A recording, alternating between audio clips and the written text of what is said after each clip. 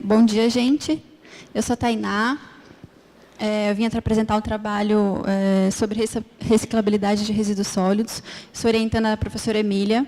Faço parte do grupo de resíduos sólidos do Laboratório do Fluxus. Bom, primeiramente, a gente queria introduzir o assunto falando da política nacional, né, que foi instituída pela Lei 12.305 de 2010, que é um marco regulatório para a gestão e para o gerenciamento de resíduos sólidos, e ela preconiza a geração a partir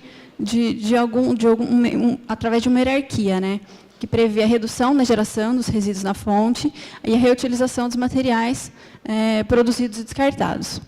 No artigo 7º, ela estabelece essa ordem de prioridade, que é a não geração, redução, reutilização, reciclagem, que é onde a gente vai entrar depois, tratamento e a disposição final ambientalmente adequada desses resíduos, né? Só que muitos são ainda os desafios para a implementação dessa política, né? Dentre eles, a questão da reciclabilidade, que é a que vai ser tratada no trabalho. Uma das premissas que a gente tem que entender, que a gente tem que considerar, é que grande parte dos resíduos sólidos recicláveis não são incorporados na cadeia produtiva, né? E acabam recebendo o mesmo tratamento e disposição dos rejeitos, que é definido conforme a política, né?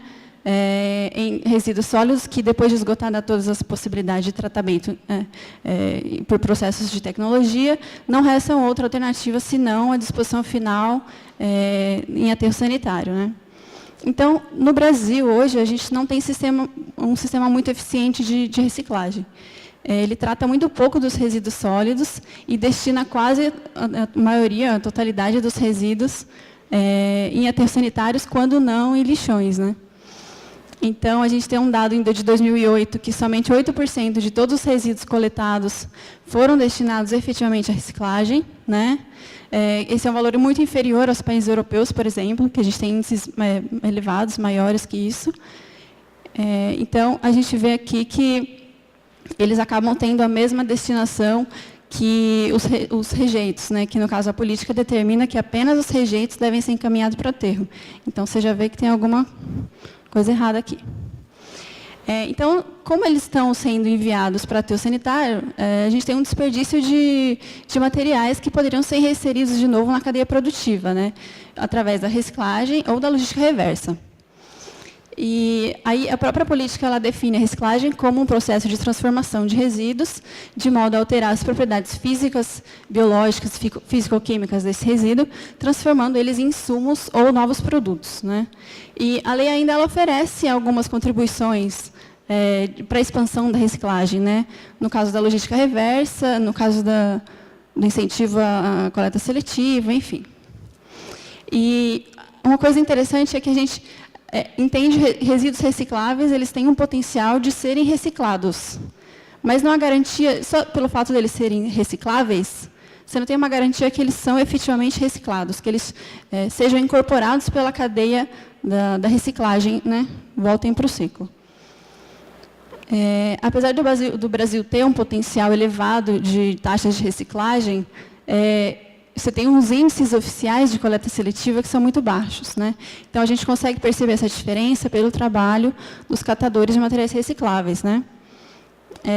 Talvez um dos aspectos, um dos motivos, né, seja a ausência dessa política de estímulo a essa economia circular, né, de incentivar e de privilegiar que os resíduos de matéria-prima secundária, originados de reciclagem, sejam incorporados mesmo nos produtos, né, em todo o território nacional, claro.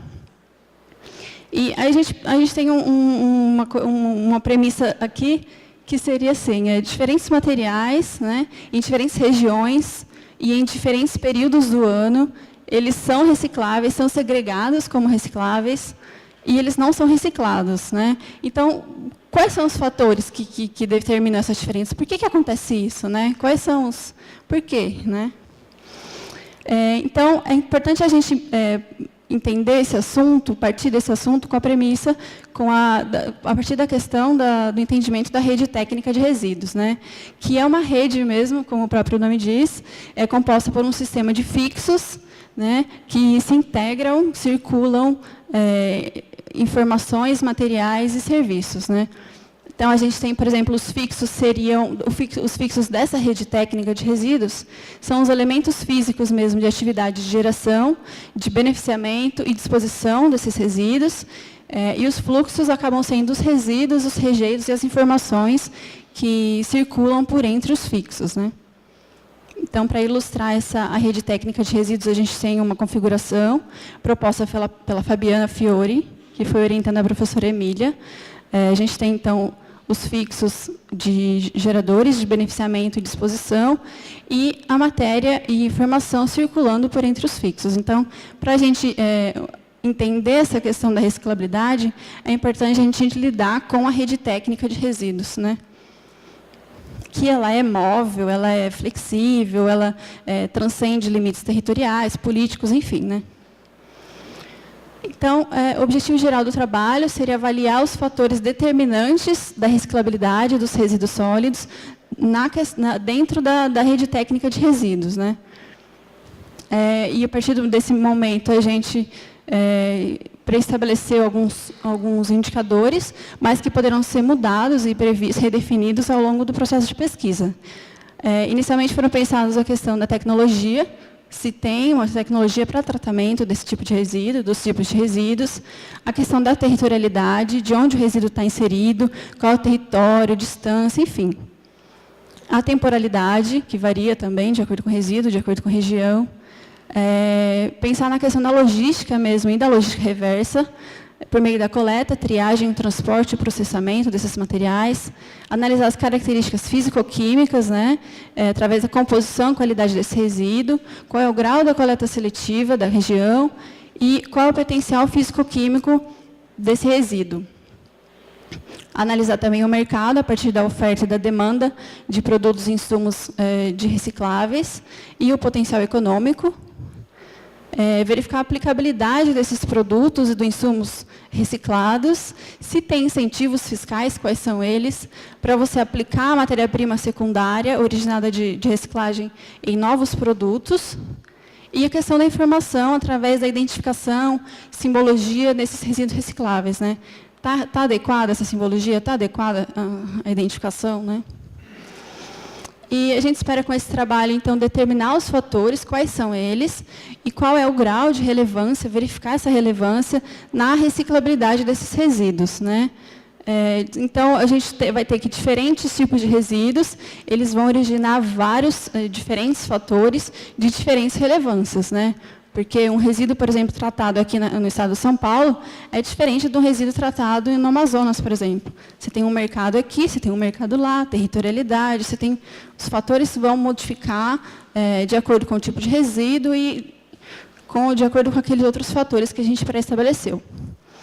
Então, no final dessa pesquisa, a gente pretende produzir um checklist, né, de reciclabilidade desses resíduos, que poderá ser aplicado para cada tipo de resíduo e aos diferentes fatores determinados, né?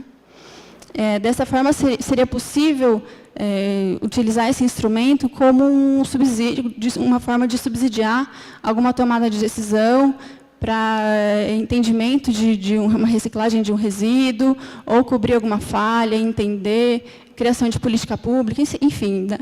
É um instrumento para alguma tomada de decisão, né? Bom, aqui tem a bibliografia. Obrigada. Eu queria, se vocês tiverem alguma pergunta que também não pudesse ser respondida aqui, encaminhar por e-mail, que a gente libera depois. Mas é isso, gente.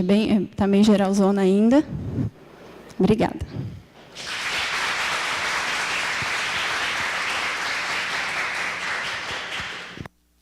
Gostaria de agradecer a sua apresentação, Tainá, e ver se alguém tem alguma pergunta, algum questionamento. Ninguém?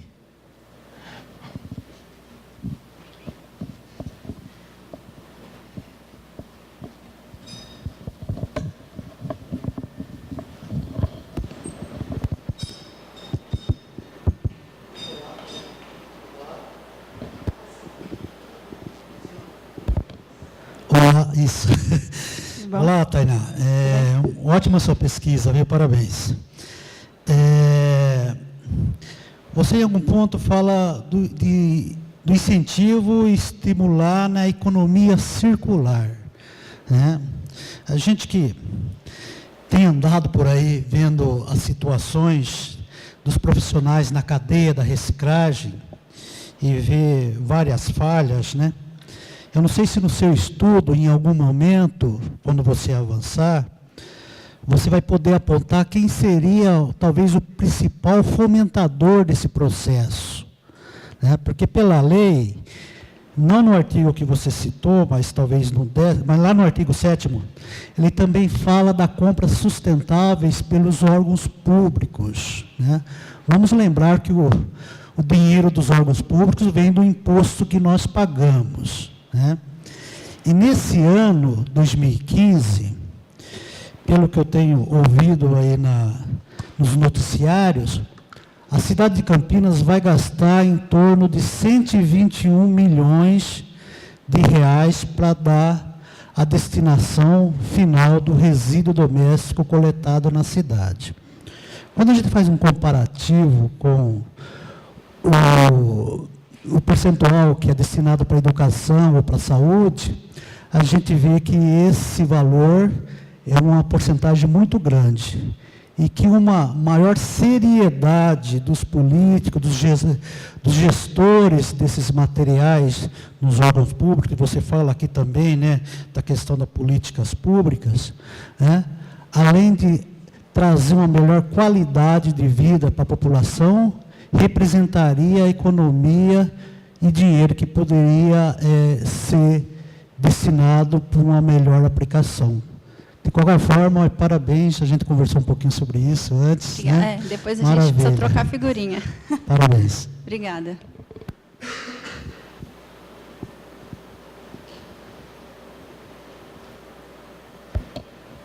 Alguém mais? Tem alguma pergunta? Só um momento, Tainá, que estamos anotando uma pergunta aqui Queria online. Só comentar. Mas eu acho que a partir do momento que eu começar a pesquisar e tal, a gente vai cair nessa questão do incentivo, né? Qual é o incentivo? Se tem incentivo hoje para esse tipo de... A lei prevê, mas como isso está acontecendo, né? Ou como poderia ser melhorado? Não sei. A gente ainda vai conseguir... Eu vou te responder isso um dia. Tainá, aqui a pergunta que veio pela nossa transmissão online, né? É uma pergunta para todos, né? Se não é importante o levantamento dos micro-organismos, pois a maioria são extremófilos e podem estar fixando nitrogênio atmosférico, o que redundaria em aumento do nitrogênio nas suas diferentes formas no meio em tratamento. Acho que essa é a pergunta para o pessoal de antes, né?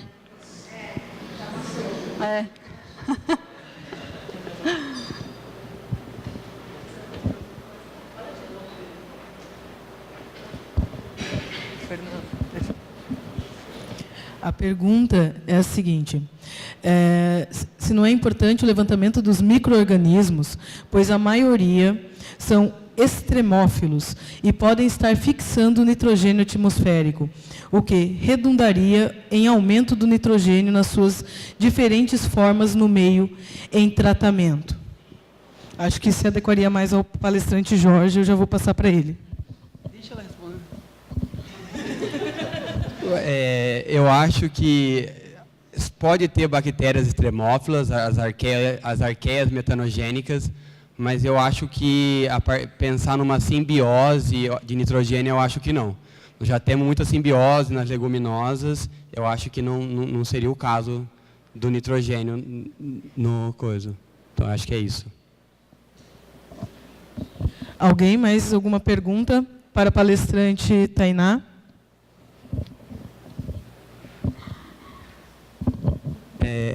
Eu acho bem interessante essa buscar esse papel e a universidade trazer à tona essa discussão, principalmente por causa dos catadores. Porque eles são marginalizados. Como que é a atuação com esse público-alvo, com os catadores? Como inserir ele, tanto dignamente, com um salário adequado, mostrar a importância deles como um agente ambiental que vai dar uma sobrevida para o aterro. Apesar que eu sou da área de aterro, eu acho que tem que inserir eles na cadeia. Como que é essa relação do grupo de vocês, essa linha de pesquisa? Lá no laboratório, a gente tem vários projetos sendo desenvolvidos com os catadores, né, para os catadores, e a política prevê a inserção dos catadores dentro da coleta seletiva, até mesmo da logística reversa, né, participando, eles são atores da cadeia produtiva da reciclagem também. Então, é necessário, sim, o Brasil ainda tem muito a evoluir ainda nesse sentido, de garantia dos direitos desses catadores, né, a partir do pagamento da prefeitura, talvez pelos serviços ambientais que eles fazem, enfim. Porque você tem um aumento de vida útil, né? Você tem um aumento de volume que não é enviado para o aterro sanitário, você tem aumento de vida útil dos aterros, enfim, você tem vários... e, além do mais, você tem a coleta seletiva solidária, né? Que eles estão inseridos nesse elo, né? Eles fazem parte. Então, na parte do trabalho, a gente com certeza vai inseri-los, sim. Eles já estão dentro das pesquisas, né? E ver qual que é o papel, assim, mesmo nas associações e cooperativas de catadores, eu acho que eles sabem mais do que a gente o quanto um resíduo reciclável não é incorporado pela cadeia, né? E por que disso? Pelo valor, pela condição? Acho que eles, mais do que a gente, sabem disso aqui dentro da academia, né? Então, com certeza vai ser um papel fundamental assim, para o desenvolvimento dessa pesquisa.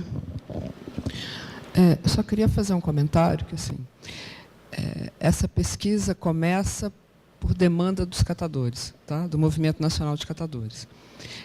O laboratório tem um trabalho já há bastante tempo com eles. A gente está no Observatório Nacional de Reciclagem Inclusiva e Solidária, onde está o Movimento Nacional de Catadores, e o que se tem visto é que diferentes locais do Brasil têm problemas muito diferentes com resíduos.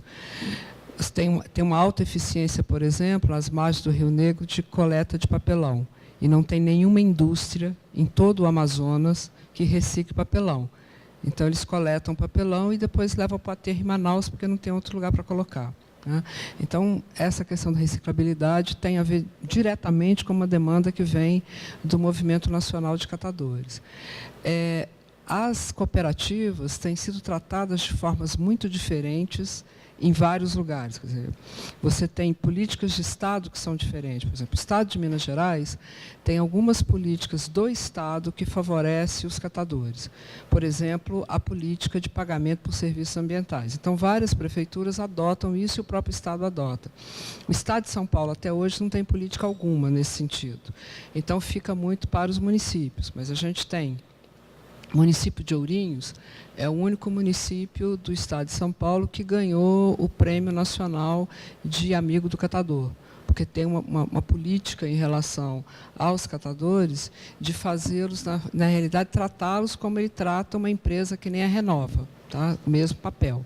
Então, é uma situação muito regionalizada, muito particularizada, e o que se está tentando com essa pesquisa, porque no observatório você tem várias universidades do Brasil e várias entidades que estão trabalhando com isso, a gente estabelecer linhas de pesquisas que possamos, de fato, fazer com que a política nacional tenha efetividade. Porque você vai ver que tem muita coisa na política que vai depender, de fato, de ciência e tecnologia. Acho que tudo que vocês falaram, a gente falou desde o início da manhã hoje, deixa isso muito claro. Todas essas pesquisas, elas são mais que fundamentais para que a política, que foi aquele passo anterior que a gente teve, se torne efetiva, porque se fala em acabar com o aterro, se fala em aterro de rejeito, mas ninguém entende como é que vai tratar o aterro hoje, né? Então, acho que esse trabalho da geotecnia, do Grupo de Geotecnia e Meio Ambiente, é fundamental por conta disso. Por outro lado, chorume dá vontade de chorar, né? Literalmente, né? Porque ninguém sabe o que fazer. Quer dizer, a gente só conseguiu falar em necrochorume nesse país oficialmente há 6 anos atrás. Até então, ninguém podia falar que cemitério produz chorume, que também é um problema e que vai ser bem... Isso que o Jorge está apresentando já é um V0 muito importante para quando a gente, de fato, olhar para o cemitério e começar a ver o que pode ser feito com isso. Então, esse trabalho da Tainá está inserido numa outra perspectiva que já é de olhar pelos catadores, tá? Mas é a partir deles. que a demanda sai prioritariamente deles, para a gente começar a pensar isso.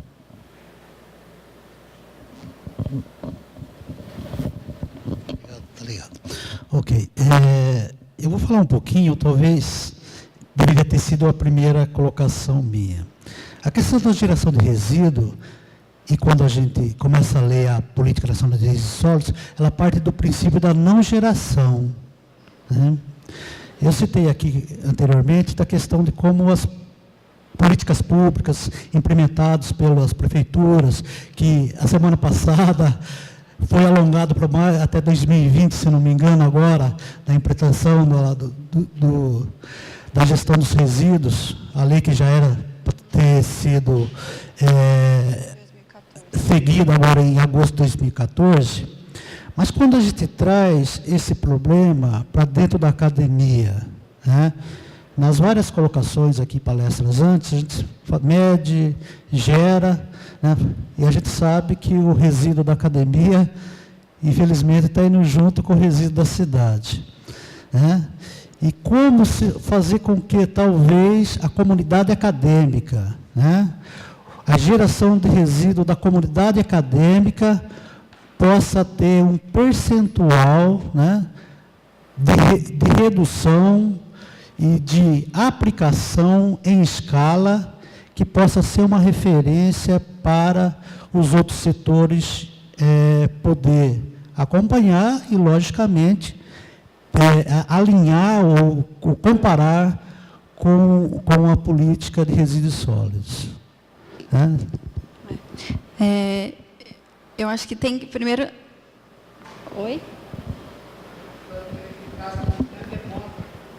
No caso da Unicamp, é só aguardar a Unicamp sustentável. Até o começo do ano que vem vai mudar. Ah, vai? Então, tem que ser feita de uma forma participativa, acho, né, para ela ser eficiente. Assim, a gente tem que ter os atores envolvidos, tem que estar todo mundo participando do processo, eu acho que para... E a gente tem papel fundamental, né? Se na academia isso não funciona, tem que funcionar, né? Tem que funcionar. E a gente vai tentando, cada um na sua linha de pesquisa, quem sabe... Sua parte de responsabilidade como cidadão. Isso também, claro. Tem espaço para mais uma pergunta, se alguém tiver interesse.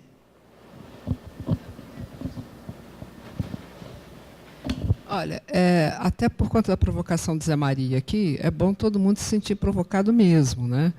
Porque a gente discute muito, escreve muito artigo, e a condução cotidiana de todo mundo não é das mais adequadas. Quer dizer, nós temos 2 latas de lixo em todas as salas desta unidade, e todas elas estão sempre com resíduos errados, né? Todas, dentro da sala de aula, fora da sala de aula.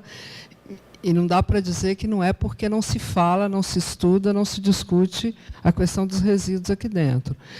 No meu laboratório, que eu diuturnamente reclamo disso, eu acabei de colocar uma placa enorme, aqui não se entra descartáveis. Aí eu descobri o seguinte, que todo mundo fica na porta, usando o descartável, e põe no lixo errado ainda por cima. Entendeu? Então, assim, as pessoas não estão, e essa é uma questão complicada, quando a gente está discutindo consumo responsável, ninguém quer mudar o seu hábito, né? A forma como... É o seu cotidiano mesmo, é o seu comportamento que tem que ser mudado, né? Hoje eu descobri uma novidade da alta burguesia brasileira. Você agora faz jantares nas casas das pessoas, e para não fazer com que o seu hostess compre descartável, agora é chique você levar o seu prato, o seu talher, para os jantares chiques, e os seus copos. Então, tem até... E aí, o que está por trás disso? Você não vai parar de consumir. Então, já tem gente indo a antiquários para ter prato vintage, para poder levar para os jantares nas casas dos amigos. E agora tem sacolinhas especiais que combinam com o seu vestido, porque a novidade agora é levar isso para os casamentos chiques, cada um levar os seus talheres.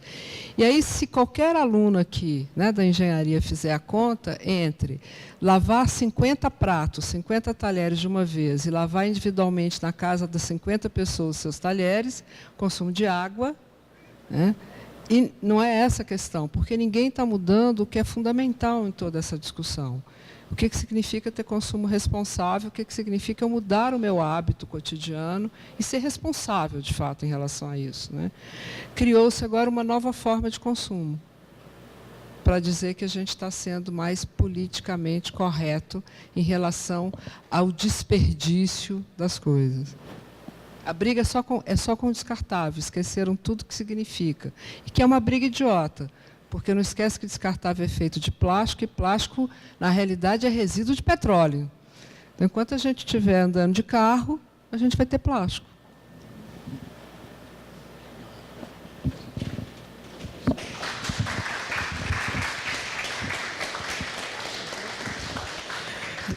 Muito obrigada. Então, vamos concluir essa manhã de sessão paralela.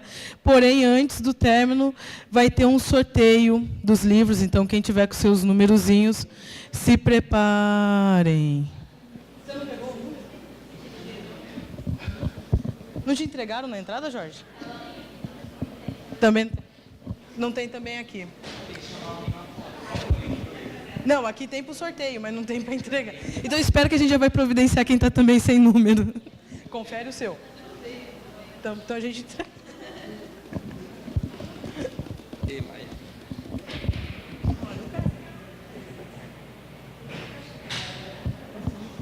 A gente pode... A Gabi, bom dia.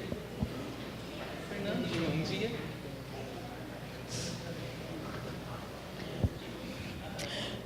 Isso.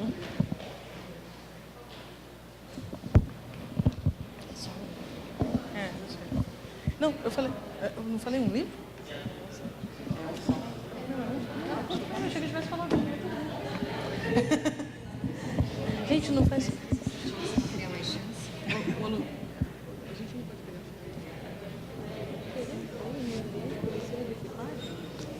Eu tô com uma...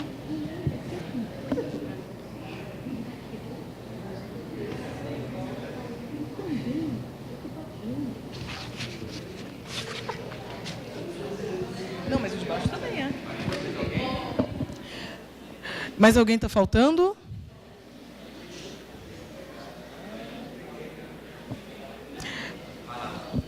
Todo mundo? Então, vamos agora iniciar o sorteio. Número 23 foi o sorteado. Não? Ninguém? Próximo, então. 39.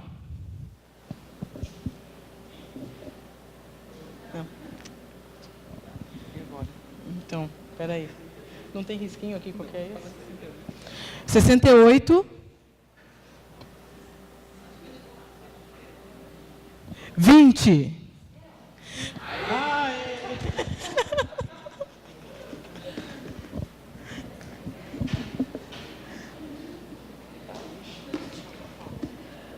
Eu vou entregar? Não, pode entregar você. Você tem os númerozinhos aí, ó.